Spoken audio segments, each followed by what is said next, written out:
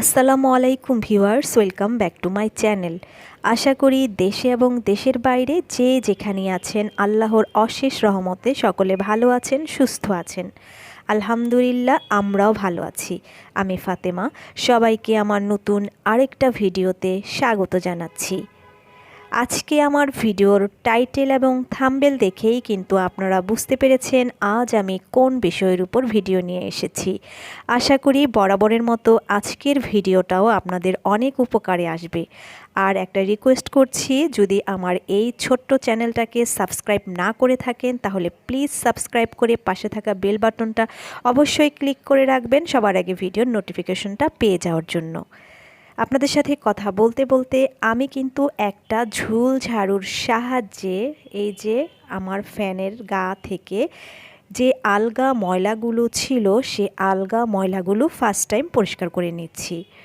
যেহেতু আজ আমি কোনো রকম মই টুল বা উঁচু চেয়ার ছাড়াই এই যে সিলিং ফ্যানটা পরিষ্কার করে নেব, তাই অবশ্যই এর গায়ে যে আলগা ময়লাগুলো আছে সেই ময়লাগুলো আমি ঝুল ঝাড়ুর সাহায্যে পরিষ্কার করে নিলাম। এরপরে আমি একটা কাপড় রাখার হ্যাঙ্গার নিয়ে নিয়েছি আর এই যে একটা ওড়না নিয়ে নিয়েছি। ওড়নাটাকে আমি 4 ভাঁজে ভাঁজ করে নিয়েছি।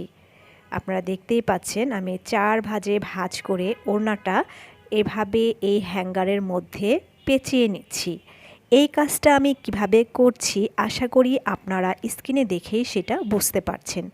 অনেক কাজ আছে যেটা বলে বোঝানো যায় না, কিন্তু দেখেই কিন্তু বুঝে নেওয়া যায়। তো আশা করি আজকে আমার ভিউয়ার্স আপু এবং ভাইয়ারা আমার এই বিষয়টা স্ক্রিনে দেখেই বুঝতে পারছেন। তো আমি খুব সুন্দর করে হ্যাঙ্গারের মধ্যে যে ওড়নাটা নিয়েছিলাম সম্পূর্ণ ওড়নাটা এইভাবে পেঁচিয়ে নিলাম। তো দেখেন কত সুন্দর করে পেঁচানো হয়ে গেল। আমি যেহেতু টুল মই উঁচু কোনো জায়গায় না দাঁড়িয়ে আজকের ফ্যানটা পরিষ্কার করব, সেজন্য এইরকম একটা প্রসেস করে নিচ্ছি। তো আশা করি সম্পূর্ণ ভিডিও জুড়ে আমার সাথে থাকবেন, তাহলে অবশ্যই আপনারা দেখতে পাবেন যে আমি কিভাবে আজকে টুল মই উঁচু স্থানে না দাঁড়িয়ে এই যে সিলিং ফ্যানটা পরিষ্কার করে নেব।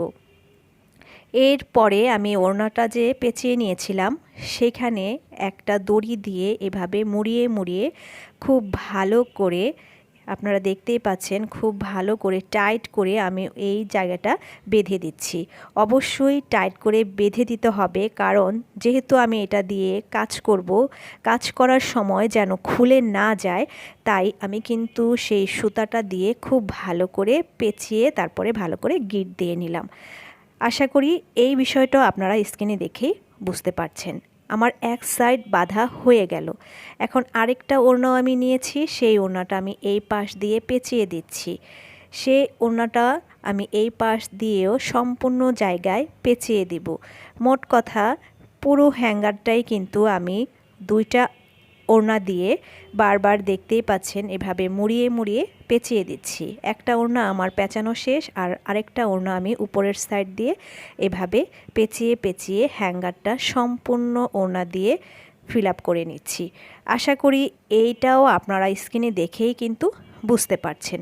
এই তো পেঁচানো আমার হয়ে গেল। এখন আমি যেটা করব সেটা হচ্ছে আমার একটা লাঠি লাগবে। তো আমি একটা লাঠি নিয়ে নিচ্ছি। এই যে ঝুল ঝাড়ু যে আমি নিয়েছিলাম সেই ঝুল ঝাড়ুর এরকম একটা বড় লাঠি আমার কাছে ছিল, সেই লাঠিটা আমি নিয়ে আরেকটা আমি কাপড় নিয়েছি, আপনারা দেখতেই পাচ্ছেন। তো সেই কাপড়টা আমি এই সাইড দিয়ে বেঁধে দিচ্ছি। খুব শক্ত করে বাঁধতে হবে, যেহেতু আমি এইটা দিয়ে ফ্যানটা পরিষ্কার করব, তাই ফ্যান পরিষ্কার করার সময় যেন না খুলে যায়, তাই খুব ভালো করে এই প্রসেসটা করে নিতে হবে। আসলে আমরা যারা গৃহিণী আপুরা রয়েছি তারা ইচ্ছে করলে অনেক কাজই কিন্তু করতে পারি। অনেক সময় দেখা যায় যে বাড়িতে পুরুষরা থাকে না, আর এত উঁচু স্থানে মহিলা মানুষ দাঁড়িয়ে, দেখা যায় যে এত উঁচু আমাদের ঘরে কিছুই নেই, একটা চেয়ারে দাঁড়িয়ে এর উপরে আরেকটা কিছু দিয়ে তারপরে ফ্যানটা পরিষ্কার করতে হয়। এটা আসলে একটা রিস্কের বিষয়ও হয়ে যায়।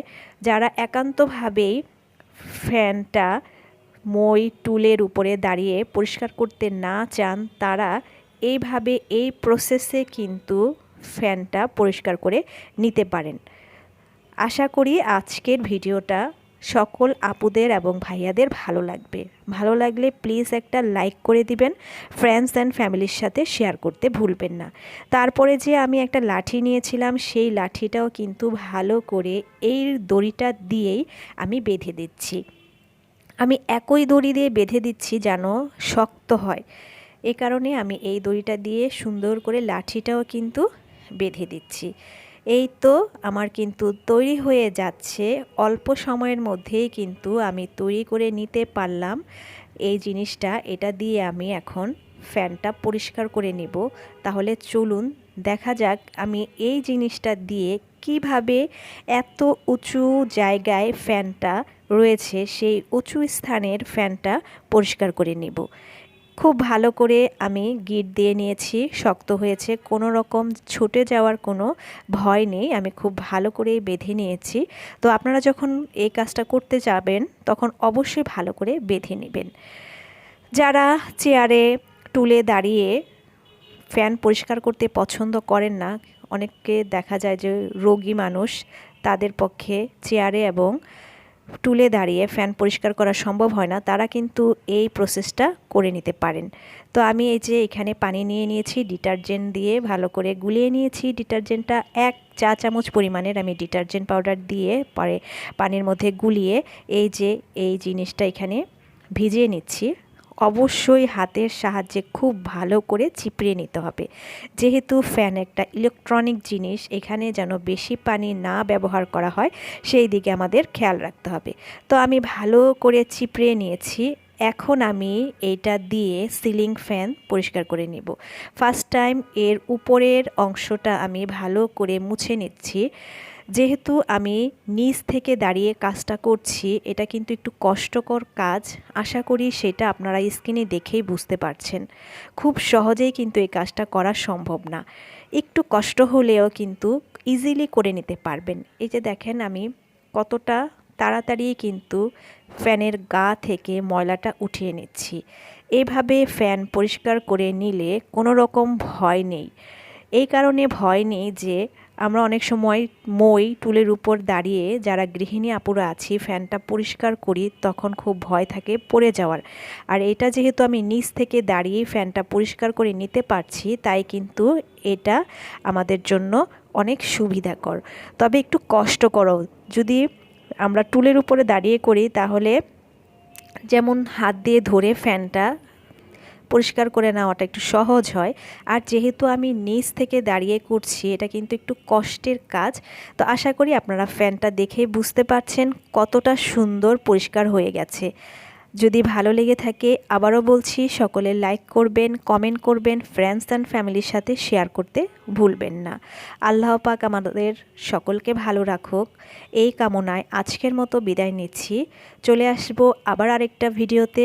এই পর্যন্ত সকলে ভালো থাকবেন, সুস্থ থাকবেন। আল্লাহ হাফেজ, আসসালামু আলাইকুম।